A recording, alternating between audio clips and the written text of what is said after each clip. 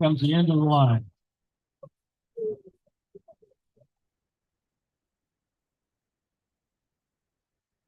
Thank you. Big thank you to Kids Community Club.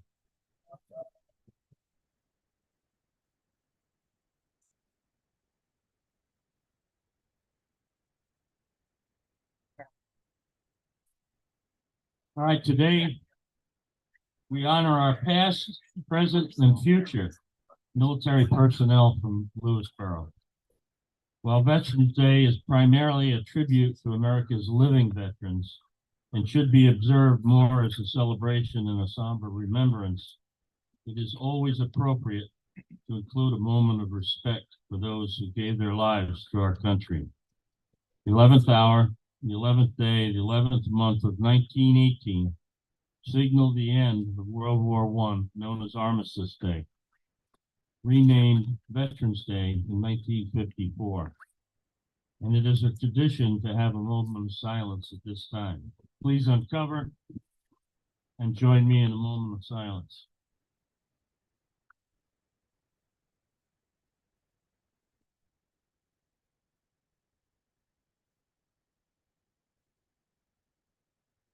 Thank you.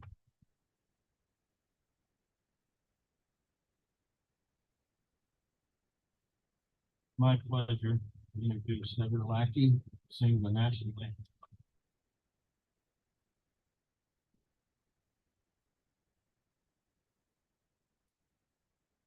Oh, and you see the dawn's early light, what so proudly we hailed at the twilight's last gleaming, whose broad stripes and bright stars perilous fight for the ramparts we watched were so gallantly streaming.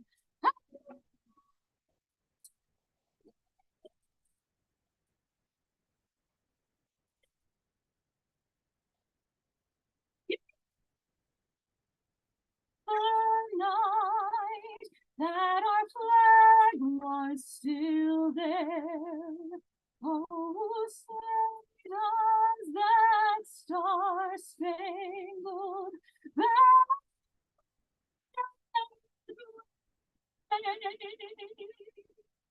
for the land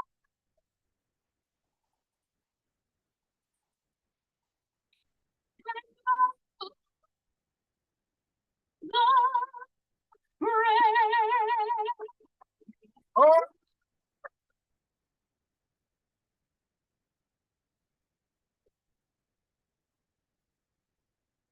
Thank you, Heather. Boy, are we lucky. Welcome to all our veterans. Veterans Day is a happy day, and happy day to thank all our veterans that served. Keep in mind that there are only 18 million veterans in the U.S., 7% of our adult population, and everyone wrote a check, a blank check, to the U.S. government for an amount up to and including their life. We're a small group, but a proud group, and we have a unique sense of camaraderie. Thank you all of you vets. I want to recognize our World War II vets, the two that we have now. First, Gene Cadaldi, U.S. Navy, served on an LST that landed on the beach of Okinawa, delivering tanks for the invasion. He's 98 years old.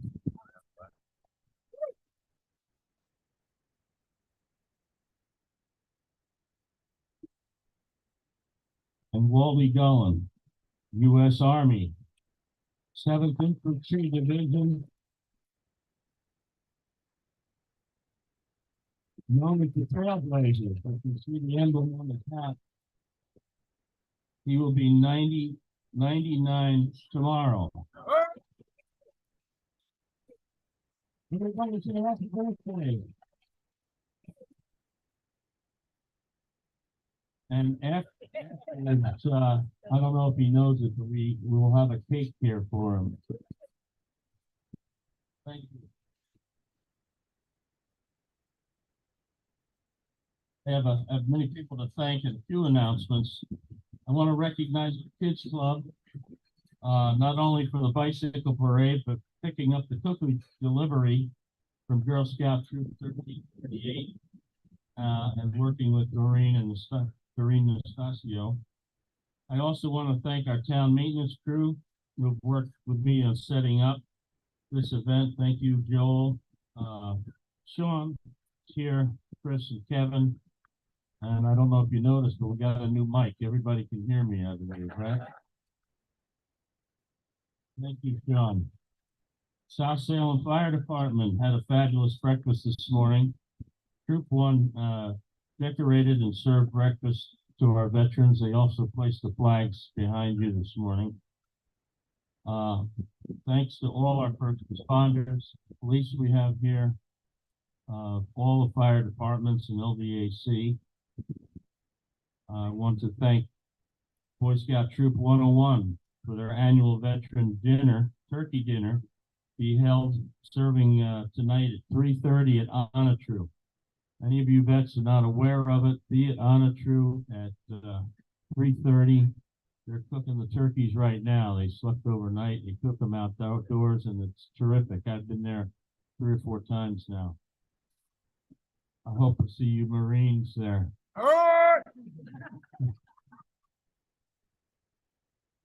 And also Lily's Deli for food.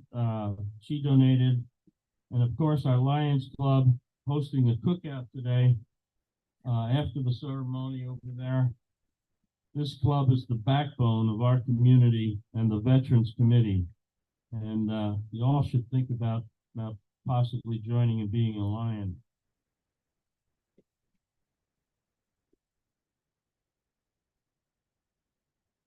And finally, I have a Veterans Committee table right over here to my right. There's 2 donation boxes. Remind you that our committee is not a budget item on the town. Everything we do is by donation, and we've been able to pay for everything. A couple of light poles, the monument, stone monument behind you, with the 6 Katona Lewisboro students that were killed in action. Also learned that today our governor is signing a bill to make the road in front of John Jay High School the Student Memorial Highway with all 6 of their names on it.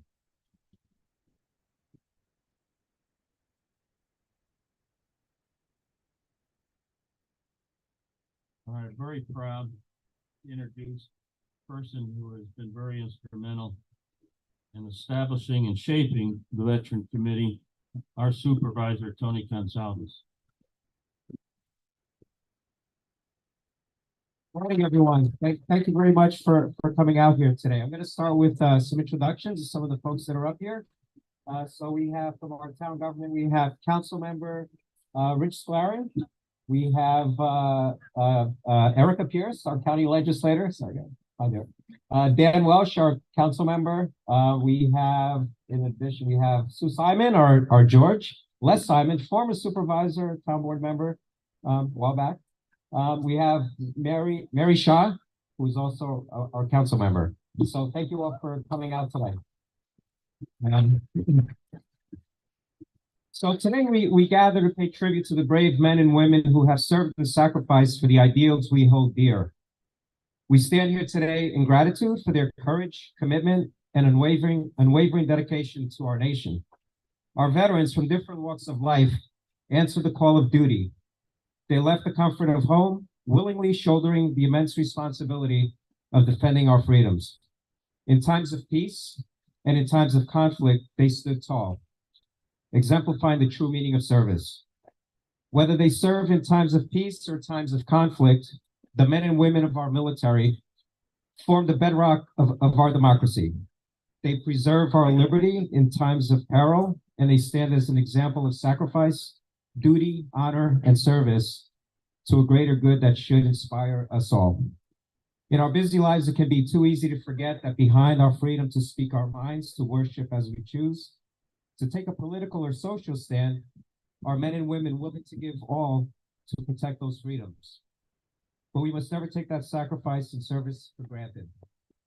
I stand here today as a grateful American who has been able to get to where I am today because of your service and the service of your fellow men and women. As we express our gratitude, let us also renew our commitment to the principles for which our veterans have fought. Let us strive for a world where peace prevails, where the ideals of justice, freedom, and equality are upheld, not only within our borders, but across the globe. To all veterans, including our active duty service members, guardsmen, and reservists who have raised their hand to serve and defend this country, this is your day. Today and every day, I am grateful. So thank you all very much for being here and for your service. Thank you.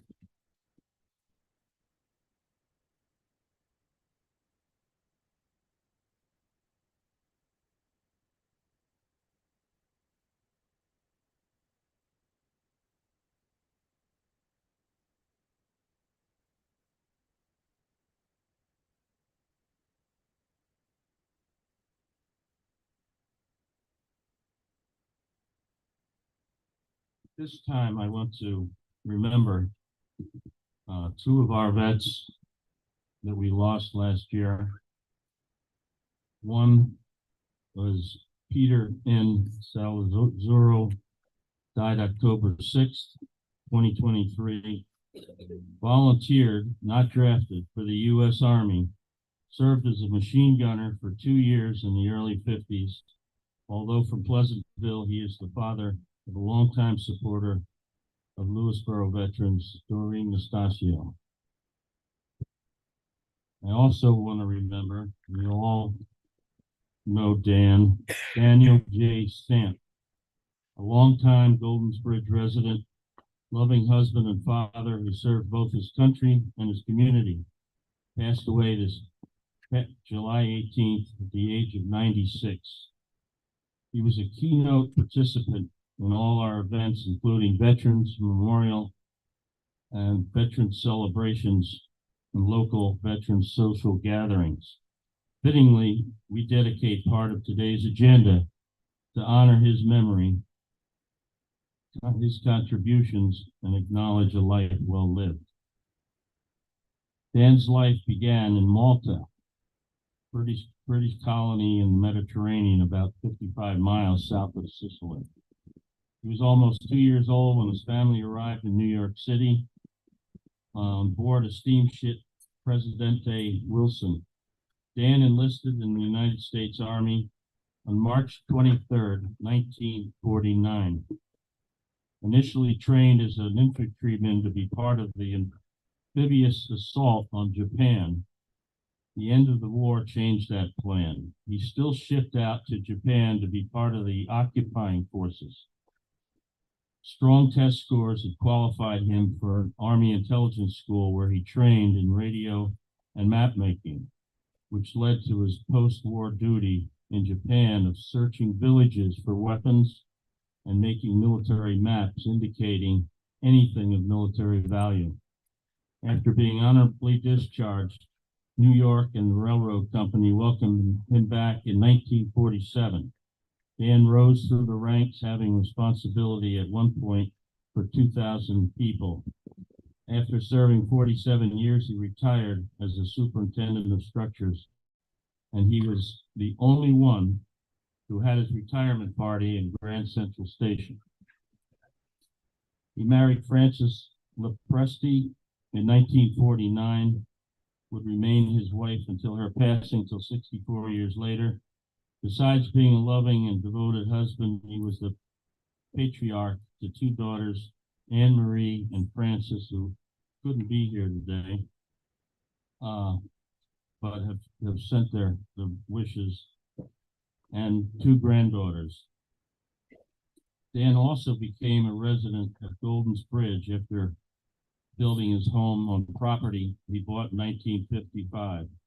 An active member of the Lewisboro Senior Adults Group, Dan always provided spark and warmth to all those around. Last December, Dan was recognized for just such spirit when he was inducted into the Westchester County Senior Hall of Fame, which honors older adults who have generously given their time and energy to improve the quality of our community.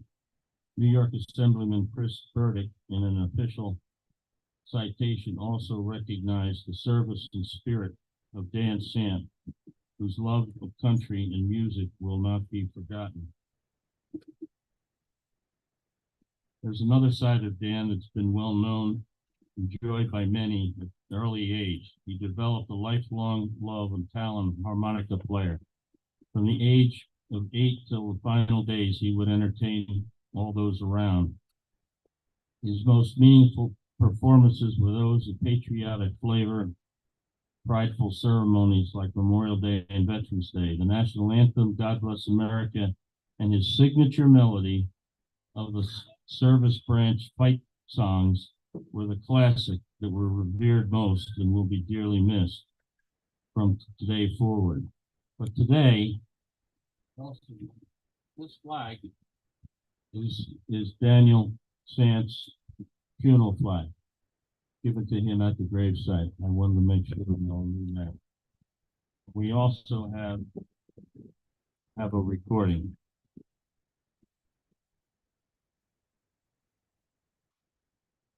Hey, there we go. I'm gonna play all the service songs. As I play your song, please stand and be recognized. And you merchant mariners, when I play the Coast Guard song, will you please rise with them? Okay? I know there must be some merchant mariners there. Okay? So here we go.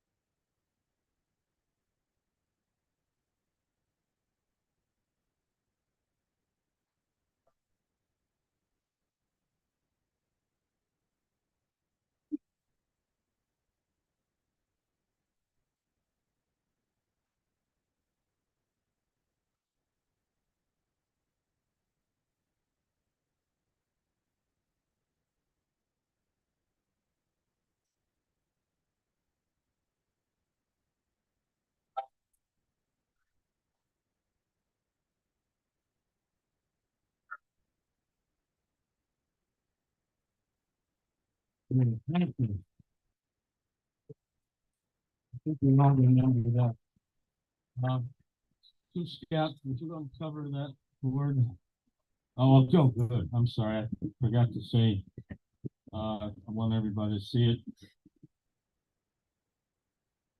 This time, I'd like to say Daniel, Peter were men of service, leadership to our country, community, family, and a life lived fully and honorably. Please stand or salute with me these two veterans.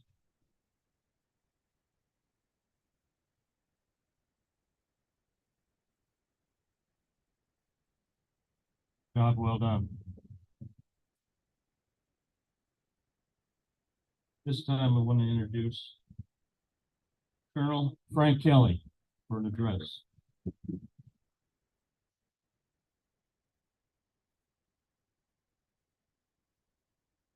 Good morning, everybody. Thank you. Guests, ladies and gentlemen, fellow veterans. Thank you for listening to the food selections today. I'm totally going to have to get after some PT tomorrow. I'd especially like to welcome this morning the Devil Dogs who are with us. I know yesterday was his birthday. All right, That, I'm sure. I'd also like to welcome the families. You know, you don't get enough credit. We get the medals, we get the honors, but you know, you two serve the state. And it's very important that the community and families support those who go forward, because without you, that's not possible. So give yourselves a round of applause. It's very important.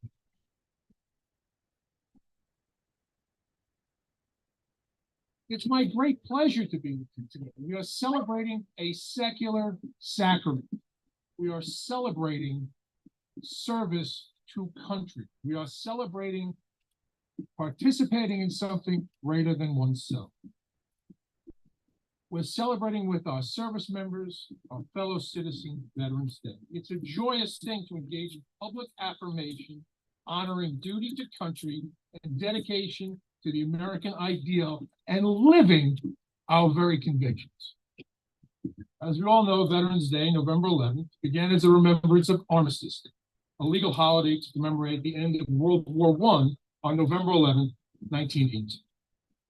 In 1938, November 11th was dedicated to the cause of world peace and to be hereafter celebrated and known as Armistice Day. This new legal holiday honored World War I veterans. In 1954, after having been through World War II and the Korean War, the name was changed to Veterans Day, a day to honor American veterans of all wars, a day to honor those who have served and now serve in uniform, the holders of our American values, the vanguards of our principles. Thomas Paine said those who expect to reap the blessings of freedom must undergo the fatigue of supporting it. I think in 2023, too many people have the expectation of the blessings of freedom, but are unwilling to undergo the fatigue of supporting it. There's a narrow cast of people who serve. John talked about it. There's 7 million veterans in our country. But at any given time, less than 1% of the population, of the population is sharing the burden of the defense of this country. Many of us here today have borne the burden and experienced the fatigue of waging war in order to bring about peace. To you, I, and everyone else says thank you. To describe a veteran, whether he has seen the elephant or stood the watch, is to tell the story of regular citizens of all walks of life who seek to make right choices in pursuit of the safety and security of our home and family. The magnificent people I have met and formed bonds with of camaraderie create a team like no other. A team dedicated to the defense of freedom. A team motivated in pursuit of democratic ideals, and a team promoting and seeking justice. Even now, America's team has 172,000 Americans deployed in 178 countries. In Japan alone, where my son's currently serving, there's 54,000 service members. In Germany, there's 36,000. In South Korea, we have 25,000. And we have as few as 4 or 5 in various South American countries and Central American countries, doing America's work. Your friends and neighbors are rendering aid to those most in need, fighting to defeat dark and evil forces which seek to oppress and harm the innocent and peaceable. And they provide comfort and service to persons in extremis after hurricanes, earthquakes around the world. Our veterans come from all walks of life. They come from cities, farms, schools, ball fields, libraries, and they come in all shapes and sizes. From the very beginning, Americans of varied backgrounds and origins have served the cause of freedom. More than 10% of the Continental Army was made up of minorities and women who served with the Army. Mary Ludwig Hayes, known as Molly Pitcher, was the wife of a cannon battery officer who was killed in the Battle of Monmouth, New Jersey in 1778. When Molly saw her husband struck down, she took over operation of the cannon to continue the battle. She stood in fort even as enemy fire tore off her clothing. Margaret Corbin, one of the toughest people you ever hear about in history, served and was wounded at the Battle of Fort Washington in 1776. She was a nurse by profession. She also took over her husband's artillery battery when he was killed. She was bloodied and wounded. She was rendered a prisoner in the Revolutionary War, survived that, and became the first woman in history to receive a pension from the federal government for her military service. I think most of the people were afraid of it. Most recently, our veterans have been known as the greatest generation, and rightly so. More recently, the most constant generation. The people who have been dedicated, fit, resolute, and relentless over more than 2 decades of America's longest war. As Thomas Jefferson said, the price of freedom is eternal vigilance. Today, we give thanks to live in a country where citizens from every generation willingly and courageously raise their hands to form the most powerful fighting force in the history of the world. The veteran is the mother and father of history. Today, fewer than 1% of our citizens serve, and that is truly unfortunate for our society. It is becoming more true every day that, as Winston Churchill once said, never in the field of human conflict was so much owed by so many to so few. And I must tell you, it's not all sacrifice. Some of the greatest experiences of my life have been in uniform. Some of the most fulfilling experiences of my life have been in uniform. It is an enormously broad horizon to serve your country. You can be everything from a historian, which I was talking to some young man about this morning. You can be an academic. You can be a doctor. You can be a fighter pilot. You can be an underwater diver. You can do a million different things in a million different places, and a lot of those things over the course of your career. I exhort those of you who are so inclined to seek out service. The rewards of serving a cause greater than oneself are absolutely transcendent. And the valor and service is gained, not as Michael Montaigne said, by stoutness of leg and arm, but rather by courage and soul. You don't need to be like they show you in the movies. You just need to be iron of will. Be a person who's committed to your values. For our military to be its most effective and our society to be its most fair, the burden of defense must be shared across the board. Our military cannot be a separate society, and our community cannot be a stranger to it. So on Veterans Day, I ask you, take an opportunity to celebrate the choice one makes to serve this country. Please take the time to honor service members, past and present, in one of several ways. Identify some service members as role models. Ask them about their career. Talk to them about what you may want to do. Many of our veterans are CEOs, professionals, leaders. Leadership is inherent to military service. And it's something that can be taught, but unfortunately it does not seem to be taught much anymore. But every veteran will tell you about leadership, and every veteran knows how to do it. You can also volunteer to help a veteran or service member, regardless of whether you're a veteran or not. We have many wounded veterans in our world who need compassion and support. Find a way to help them, whether through the Veterans Affairs offices, state or local government outreach programs. Given that we are a nation in transition from war today, there are many families in our It's all over the country. Helping. Many of those on deployment, knowing that families are receiving support while they're serving their own services, brings reassurance and peace of mind. And let me tell you from a personal perspective of somebody who's going to have their children honored and remembered here today in the community, this is enormous. If you're a person deployed forward, to know that your community, the people with whom you've grown up and with whom you've lived, support you in your endeavors, there is nothing comparable to that in this world. Secondly, I would ask you to make an effort to promote military service in our youth. We need to do a better job of letting our younger generation know that the military is a viable and valuable career option with unlimited opportunities.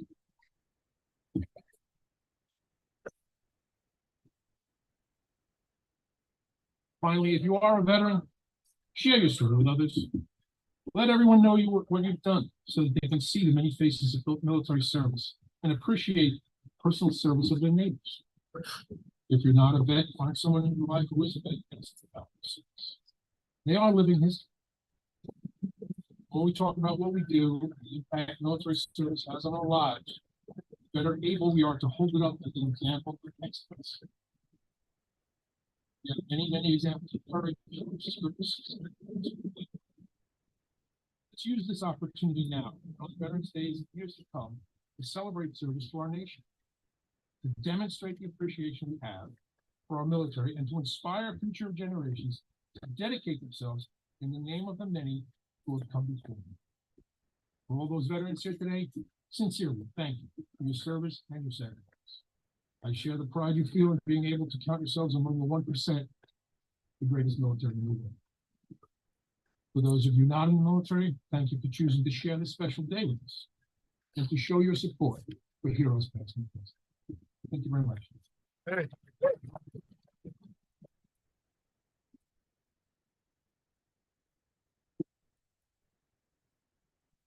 Thank you, Frank. Very timely. Because now, this time, we'll introduce our current serving Lewisboro residents. But first, I'd just like to have a show of hands. Keep your hands up for those who served in World War II. I know we have two. Anybody else? Korea. Vietnam. Keep your hands up. UN peacekeeping, 1980s. Or Beirut. Then Kuwait, Iraq, or Afghanistan. Take a look around. Remember these people. Thank them.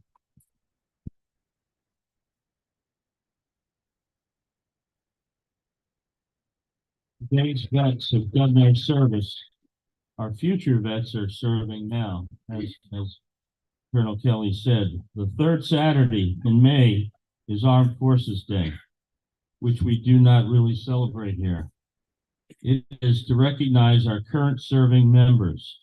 Today, we will celebrate all our Lewisboro current members. I introduce Mark Vibert, who has identified, designed a display board that will be kept in the townhouse all year long and updated.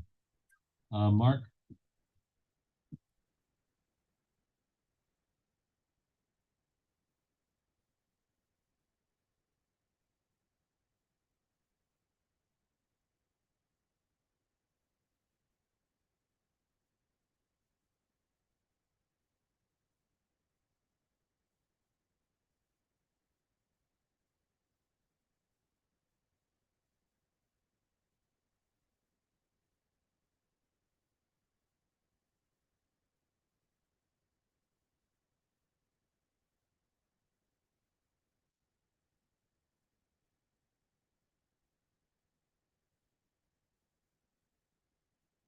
Well, thanks, John.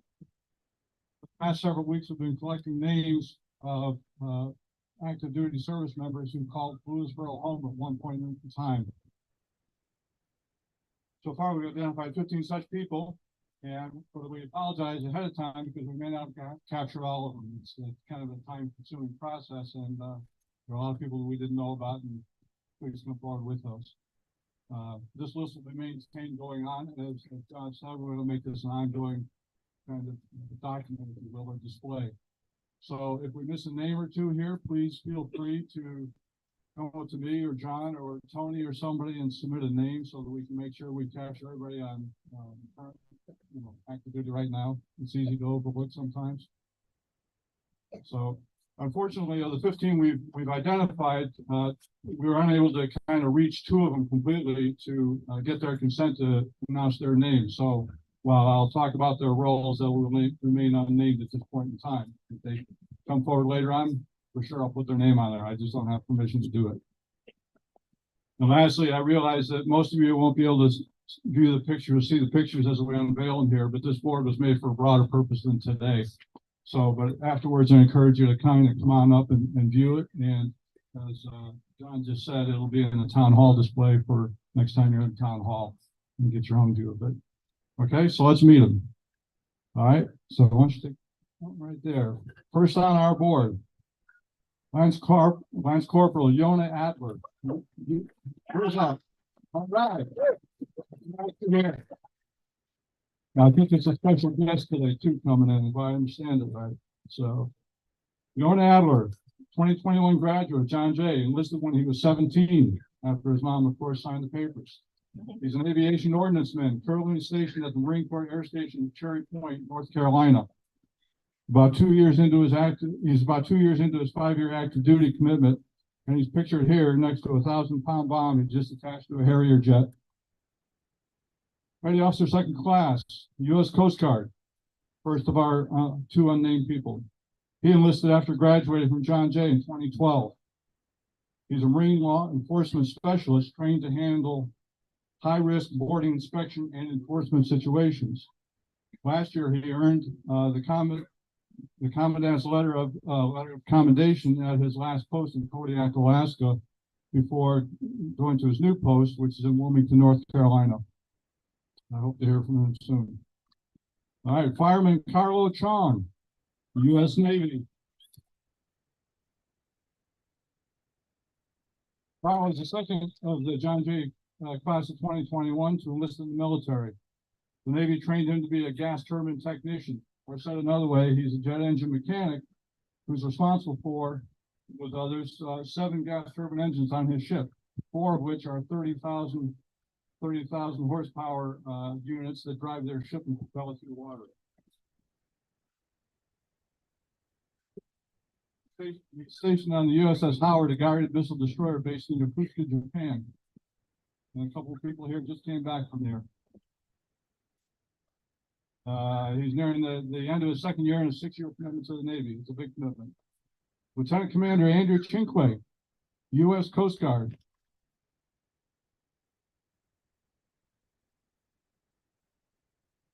John Jay graduate. Mr. Chinque graduated, started his Coast Guard career after graduating from Coast Guard Academy. You'll hear a theme here coming up. In 2010, after 2 years on a Coast Guard cutter, he entered and completed flight school, after which he was been a helicopter pilot for 9 years. For most of his career, he's been stationed up and down the eastern seaboard. Now he's in Barbers Point, Hawaii. It's just a little bit west of Honolulu. First Lieutenant Nikolai Dagenhart, U.S. Army. Bill from South Salem, Nick may not be well known to this audience as he graduated from Trinity Pauling School in 2017, though he did attend John Jay Middle School. Nick received a commission after graduating from Virginia Tech as an ROTC student. An infantry officer, he's stationed in Schofield Barracks, Hawaii, about a half hour northwest of Honolulu, and is temporarily assigned to a multi-branch task force that's closing down the country's largest fuel oil storage facility that serves Pearl Harbor. It's quite a story. Lieutenant Bridget Deavy, U.S. Navy. Ms. Deavy graduated from the U.S. Naval Academy in 2018 after attending John F. Kennedy Prep School in Somers. As a senior at the Academy, she was selected as the first regimental commander, where she was a leader with responsibilities for over 2,200 midshipmen. That's about half the total enrollment of Annapolis. An information warfare officer, she has been deployed twice on the aircraft carrier USS Harry Truman, and is now stationed at the Information Warfare Training Command in Virginia Beach, Virginia. Lieutenant Dennis Deavy, U.S. Navy. The older brother of Bridget. Dennis also attended Catholic Prep before graduating the Naval Academy 1 year ahead of his sister. After serving 3.5 years on a guided missile destroyer, USS Decatur, Lieutenant Deavy is stationed at the Joint Task Force headquarters on cyber operations in Washington, D.C. Another theme in here, too. With his computer and digital network expertise, he founded the Roppers Academy, a free website that teaches cybersecurity fundamentals. Captain, U.S. Army, a second of our two unnamed. She was a student athlete at both John Jay and West Point, where she graduated in 2018. She was the only chemical engineering major in her class of 900 at West Point. Having first served as a platoon leader of over 100 soldiers, she now serves as a brigade combat engineer, leveraging her undergraduate degree in chemical engineering. Lieutenant Liam Kelly, U.S. Navy. He graduated in 2016. He was an ROTC student and an astrophysics major at Princeton University. Lieutenant Kelly is a surface warfare officer, also on the USS Howard, the same ship as Fireman Chong.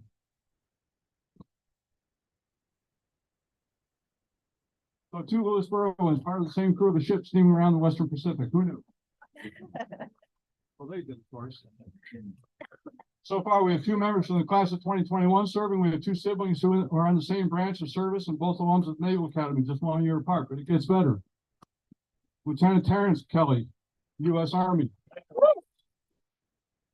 Another graduate graduated from West Point this past May. He's currently in training as an infantry officer at Fort Moore, Georgia. And yes, he is the younger brother of Liam. And along with Liam, the son of our keynote speaker, Colonel Frank Kelly.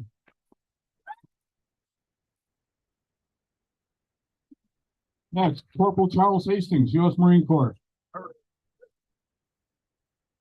2000 graduate of John Jay High School. Mr. Hastings is entering his third year of active duty as a data communications specialist. Having spent this past summer deployed at Darwin, Australia, he's back at Camp Pendleton, a Marine base located between Los Angeles and San Diego. I know a few of you know that place. First Lieutenant Daniel Newberger, U.S. Space Force. Another West Point graduate, class of 2020. In his fourth year of active duty in the Army, Lieutenant Newberger found out a few weeks ago that his transfer to the Space Force, a new branch of the military created 4 years ago, had been approved. As a result, he's now stationed at Peterson Space Force Base in Colorado Springs, Colorado. Congratulations, Daniel. Lieutenant Commander Jacqueline Panachet, U.S. Navy. This South Salem resident, after completing high school at the School of the Holy Child in Harrison, graduated in the top 5% of her class at Annapolis in 2013. That performance led her to being just one of 13 women selected out of 50 applicants to become the first group of female soldiers to serve aboard our nuclear submarines. Now on her third different submarine, she's the nuclear engineering officer aboard the USS Washington, submarine based out of Norfolk, Virginia. Specialist Elijah Rust, U.S. Army. He's a 2016 graduate of John Jay High School and 2020 graduate of San Diego State University. Mr. Rust is assigned to the 1st Multi-Domain Task Force at Fort Lewis McChord, Tacoma, Washington. Undoubtedly, some of the specialist Rust's awareness of taking a career step in the military has come from his father, Chris, who was a career officer in the U.S. Marine Corps Reserves. And with us. And finally, by no means least, Captain Matthew Waldman, U.S. Air Force. Captain Waldman is in his eighth year of active duty after having graduated from the U.S. Air Force Academy in 2016 and John Jay before that. He trained and flew as a B-52 pilot for several years before transitioning to flying the more advanced B-2 bomber. Going by the nickname Hijack, many of you probably saw him on TV and didn't know it. If you watched the 2021 Super Bowl and the national anthem, then you likely saw a 3-bomber group fly over Tampa Stadium. Captain Waldman, also an Eagle Scout, was piloting the B-52 in that rare formation with a B-1, B-2 bomber, Bravo Mac.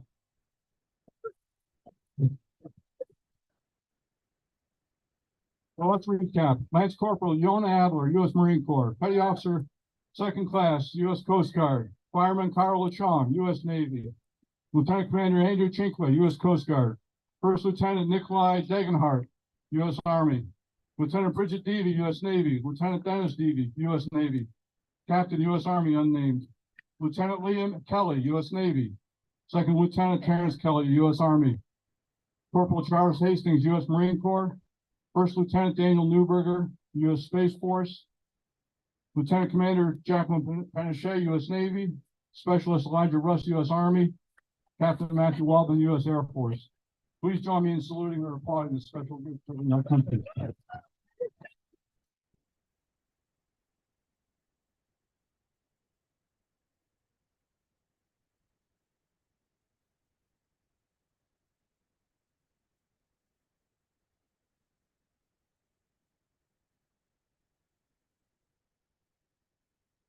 Thank you, Mark. What a wonderful job. I know how much time and effort you put into that.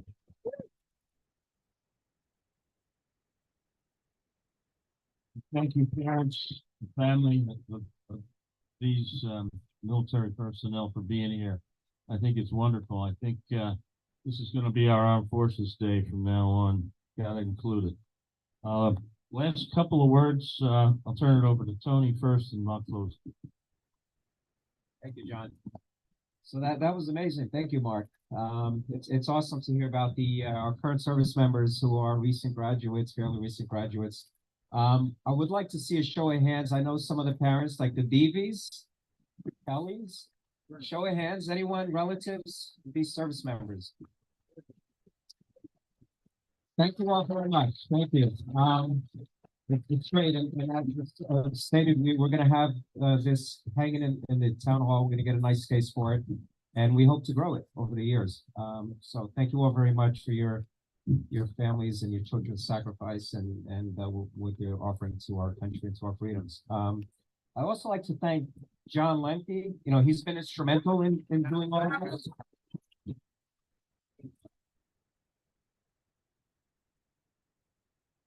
So without John, this would not be possible. Or maybe it would be, but not to this scale. So thank you very much, John. He's done a terrific job. And I also want to let everyone know that John has been endorsed by our New York State Assembly member, Chris Burdick, into the Westchester County Senior Hall of Fame.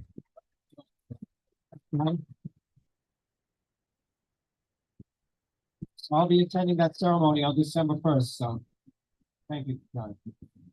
That's an awesome honor. Thank you all very much for coming out, and I'll turn it back to John.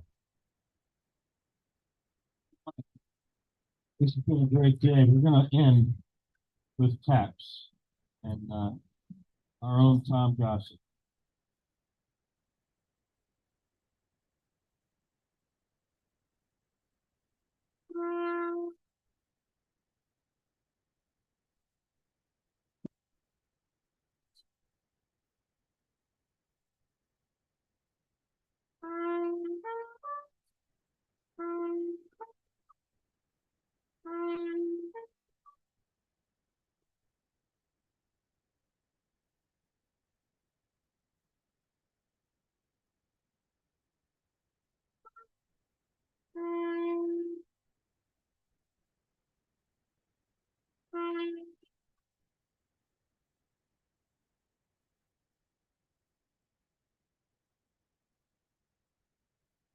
Every time, every night.